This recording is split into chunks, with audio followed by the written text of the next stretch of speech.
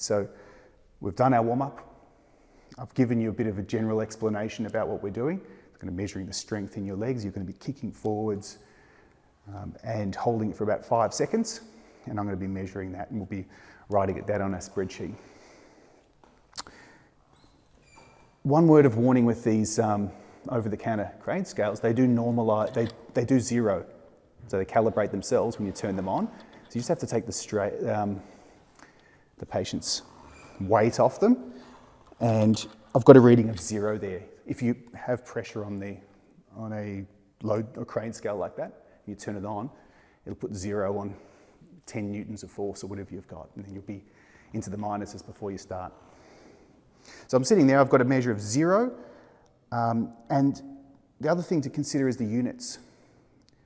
So the units we can measure force in are kilograms, pounds, or newtons. So newtons is your universal measure of force. And on planet Earth, our kilogram, 9.81 newtons. Okay, so you can simply, if you do happen to measure in kilograms, just multiply it by 9.81 and convert to newtons.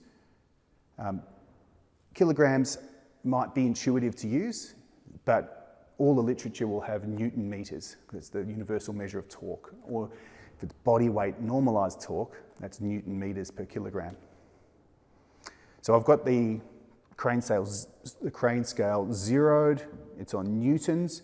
So let's go through some warm-ups. So Suzanne, I'm going to get you to hold onto here. You're going to be pushing forwards, just straighten your knee, and I'm going to be giving you a countdown, and you can do about 3 to 5 seconds of contraction, and then I'm going to say rest. And we're going to have rest in between some attempts.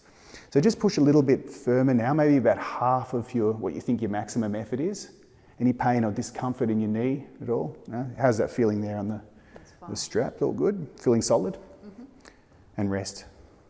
So we're going to do a few of these and just build the person up. Now, if you were measuring rate of force development, it's a less stable measure. There are more considerations in terms of the device you use. You can't use a simple crane scale. There are devices that you can get to do this. You've got to think that the instructions would have to change.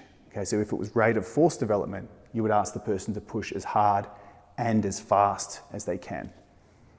We're not going to do that today. We're simply going to ask you to build up the force over maybe a couple of seconds and then reach your maximum.